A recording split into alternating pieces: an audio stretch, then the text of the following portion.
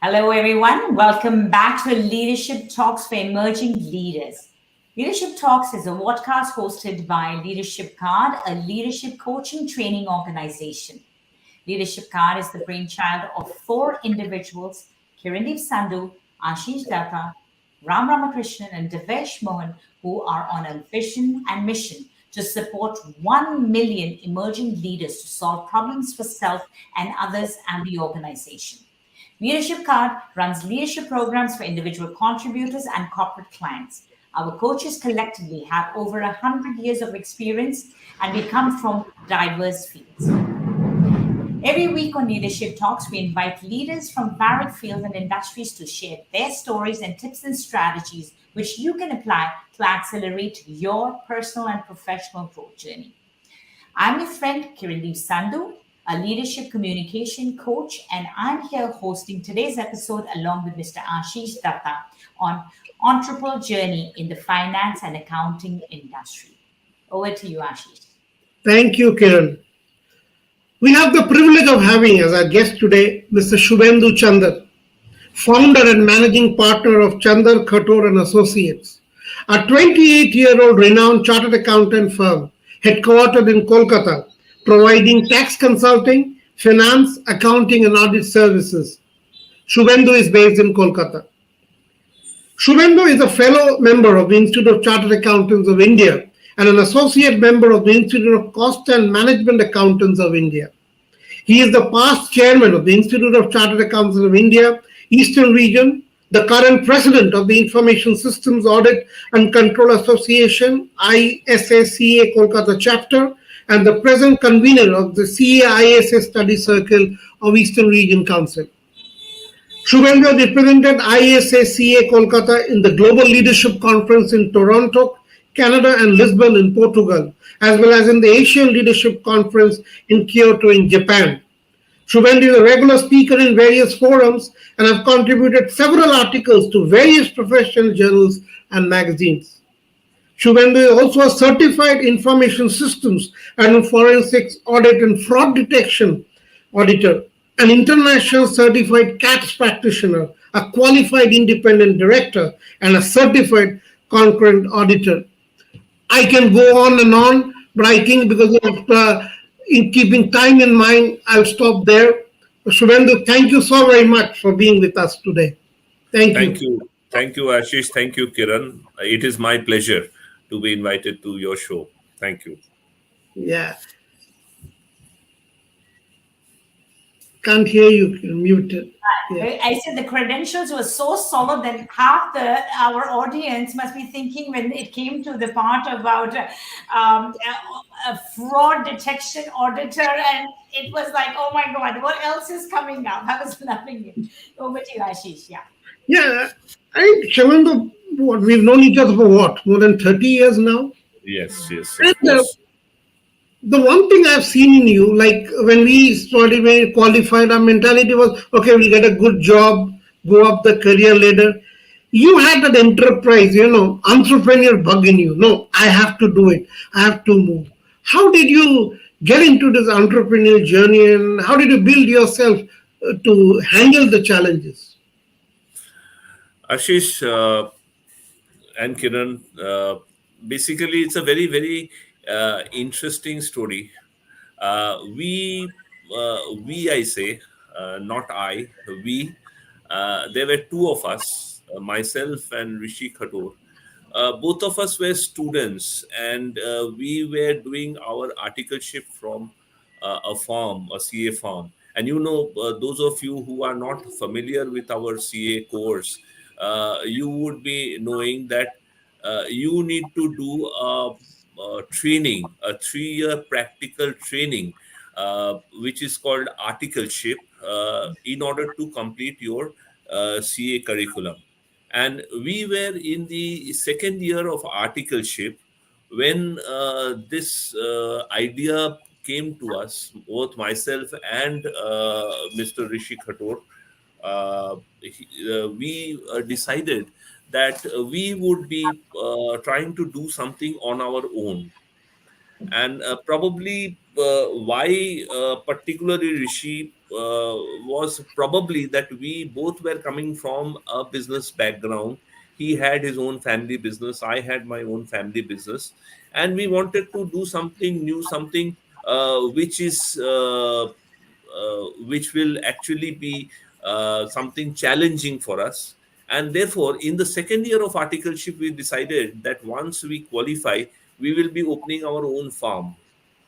And that is how it this thought process. And we were from the third year onwards, we were almost working towards having our farm, what it will require. The third year was almost spent in planning ourselves and keeping ourselves ready, so the moment we pass, we launch into the farm. That is how we started way back in 1994. And as we went along, the initial challenges were very much there. Every business, every profession requires a gestation. And for those who would like to become an entrepreneur, then they should have a mindset that the initial years, couple of years, maybe some cases it becomes at as high as 4 years, 5 years, there will be a gestation. And for that gestation, you should be geared enough. You should have the financial strength Yeah. to cope up with this 4 5 years initial. Uh, and in case even people who may not be having that kind of a financial support, they can even think of first few years of employment and then coming back to entrepreneurship. That could also make sense. But for us, it was a journey from the very beginning. So we had faced a gestation of maybe a couple of years, 2 years, at most 3 years, where we were all on our own. Two partners going to places like Delhi, undertaking audits all by ourselves, without any staff, without any article. So that was a few challenging years in the initial part. But once we overcome this gestation in the next few years, then it became a very very smooth journey. The work kept on coming. We kept on growing, and from a two partner setup, we as of now we are a 10 partner setup with almost zero staff at the beginning to now almost 100 people working with us. So it was a smooth transition. It was like growing as we went along. So that way, subsequent journey was much more smooth. So those of you who or the students or the people who are listening, if they are wanting to uh, uh, think of taking this plunge into the entrepreneurship, then the initial years may be a kind of struggle. But if you can overcome that, then I think rest of the period becomes very very smooth. It becomes very rewarding, and you can really grow as much as you want. Indeed, I really liked when you said the mindset planning, that you have to be ready to be plunging, and the financial planning. I think that's really the key aspects as I take for everybody to be in it. And I think that brings me to the next question about when you are in an entrepreneurial journey, when you're building something, self leadership is the key. You have to motivate and help yourself to go and achieve what you want, right? So, how did you do that? Yes, Ashish, for me, I had this initial 3 years training uh, in one of the best firms in India. At that time, I was associated with A. Ferguson and Company, and A. Ferguson was the number one firm in India. And they were also associate of KPMG, which was the number one firm in the world so far as turnover is concerned. So, being in the best form in India, uh, I had been part of the various good systems, uh, good methodologies that they followed, the leadership qualities they had, the way they did their work. So I had the privilege of being able to see such big things, handling such big clients, and this actually helped me in my future when I started my own farm. The initial years, and then when I started growing, the systems and procedures were already known to me, and I could implement them and help me in my growth process. I knew how to lead a team, how to create a sort of small groups, send these groups with their own team leaders to various audits. So these kind of systems and procedures I have already seen. And so then in the initial years, at least, you are actually imitating what you have been trained for.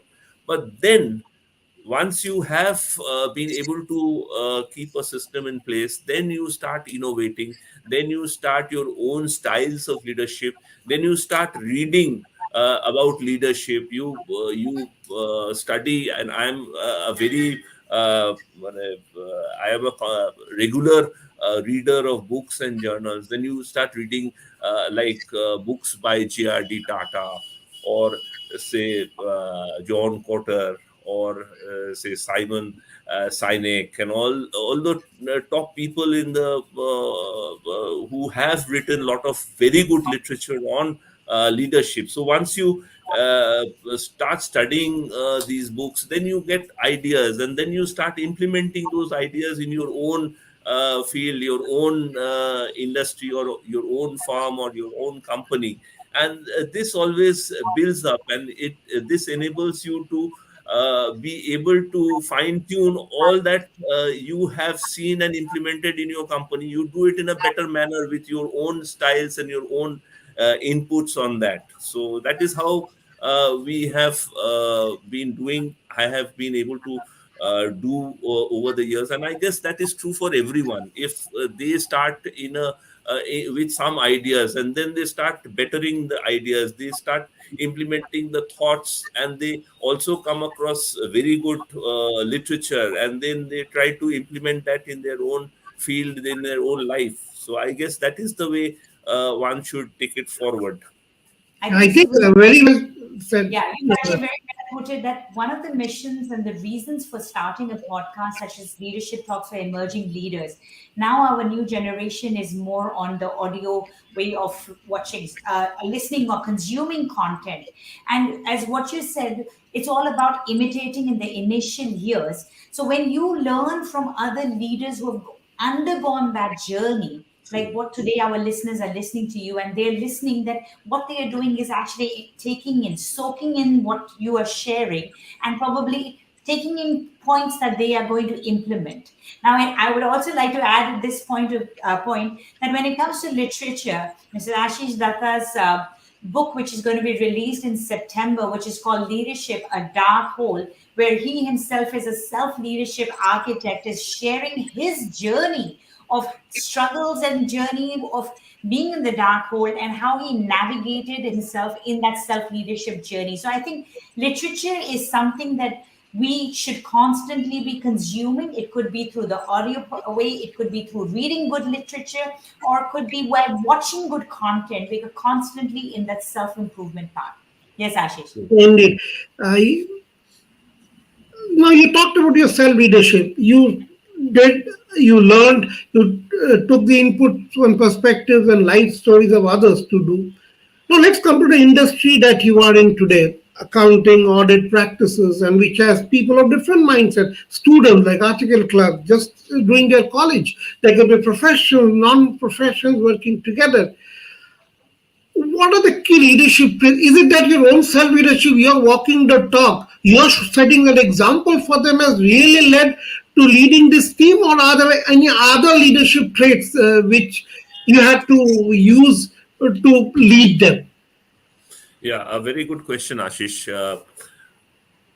In our particular industry, that is the CA profession, there, if you see, a lot of aspects are taken care of by the regulations that are being framed by the Institute of Chartered Accountants of India. Right. What the articles are expected to do, what the qualifieds are expected to do, what will be their working hours, what will be their leave, etc., etc. There are so many regulations which are framed. So that part of the compliances are always taken care of with the institute regulations.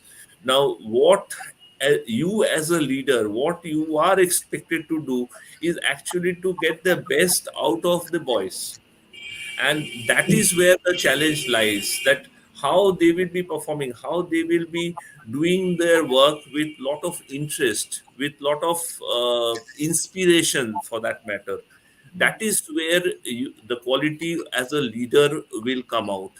With the same set of people, you are having a particular deliverables. When you are, as a leader, can get an X plus value of output, that is where your ability as a leader is proved. And that is what we try to do. We have various techniques by which I have been able to uh, influence their behavior, influence their way of doing things. And probably one, I can share a few. Of course, we have limited time, I cannot describe everything, but few things I can share with you. Like, we have a very, very good communication system. Like my boys, my articles, my qualified, semi qualified, everybody, we are into a kind of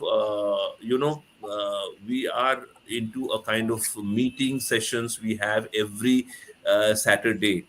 And those are initially it was held physically, then for the COVID period it was virtual, and then again now we have started physically.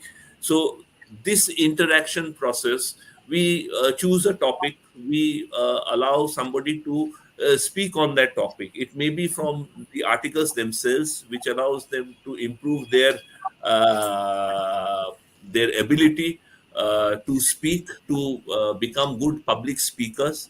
And we also discuss on the practical aspects of audit, practical aspects of consultancy.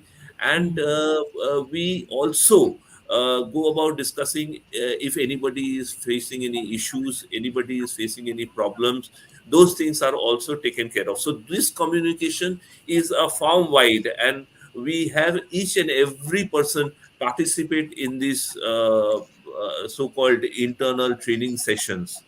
Apart from this, we the other part of the communication is meeting, and I, being the managing partner, I still have my doors open to each and every person in my organization. Anybody, even a newly joined article, if he wants to meet me, he is free, he or she is free to just send me an SMS and seek an appointment and speak to me.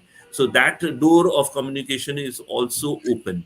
So this is one aspect which I feel is very important. That is the communication. If you have free communication, your people will be inspired to work. If they have certain things which are bottled up, they will not be able to open up. They will not be able to speak out their mind, and there the trouble starts. So this is one thing which we do. Apart from that, there are many other techniques which we use as we go along. We set them targets. We once they achieve the target, we give them some kind of incentive for that. Uh, we encourage them to maintain discipline in office. Their timeliness of coming to office and things like that. So those things are also encouraged. They have kind of incentive in every stages, so that also helps them to remain motivated. So Ashish, all in all, these are the things which have evolved in my farm. These are the things which I use normally to incentivize my boys and give them a leadership. Yeah, indeed, I think that will be very useful to our viewers. What are the kind of measures you do? And one key point I take is communication has lots to it, free and open. It's just not about English or speaking. It is much more. And I think you very well brought that out, Suvendu. Thank you so much for that. And the related question is, you are also in the industry. where you have at senior positions in different organizations, leadership positions of voluntary organizations. I would call even the institute a voluntary organization. And they're not really answerable. They're not your staff. You have led these people. You've been a renowned figure. What are the challenges that came you were there as a or a leader of voluntary associations and organizations? Yes, Ashish, I have been heading various kinds of organizations from a very young age. In fact, uh, many of you may not be aware that in when I was only 30, I was elected as the chairman of the Calcutta Hydraulic Press Association. Now, this Hydraulic Press Association was my family business, so I was elected as the leader who will be taking care of all the hydraulic press industries in the city and the outskirts. So, at the age of 30, I went and I was part of framing policies of, hydraulic press associations, handling labor issues in the various factories and such kind of stuff. Uh, then, of course, as professionally, various other organizations like the ISACA, I'm president, and then in CA Study Circle also they have their own programs. Uh, but the challenge in the CA Institute was much greater because the number of persons involved was very high, like Right. 15,000 members. You are actually leading a group of 15,000 members, 150,000 students. That point of time, now it is even more, 150,000 students, and you had a very big region to cover. You are not only leading an institution in Calcutta or in West Bengal, you are having branches and study circles across from Orissa to the remote northeast regions, the 7 states in and around Assam, and also the entire region of West Bengal. So you are having to do a lot of traveling. You are having to do interactions not only with your own members and students in your city, but across the region. You have to do that. And over and above that, you are also having to run the entire staff and the professionals who are part of the institute itself.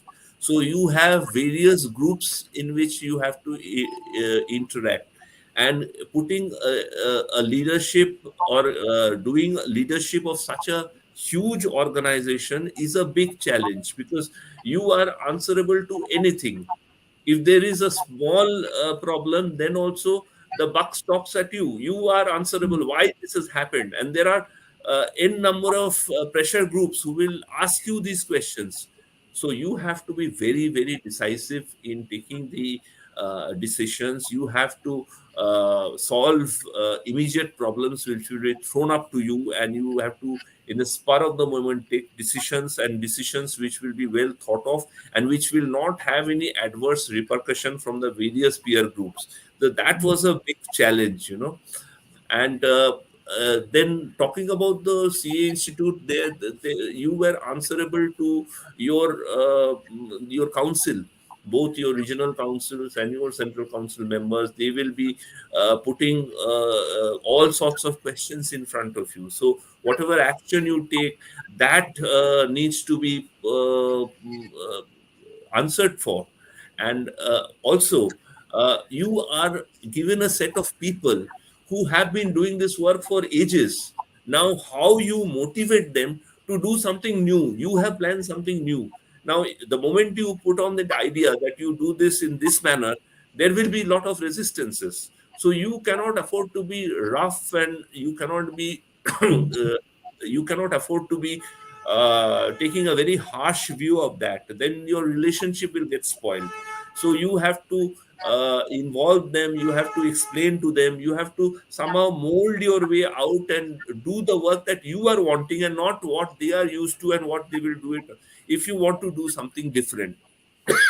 Another thing that is very important is that you have to plan yourself.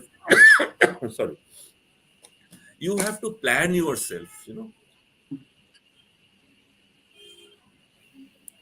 And what I did is that in when I was the vice chairman of the institute, I had planned what I will do in the next year.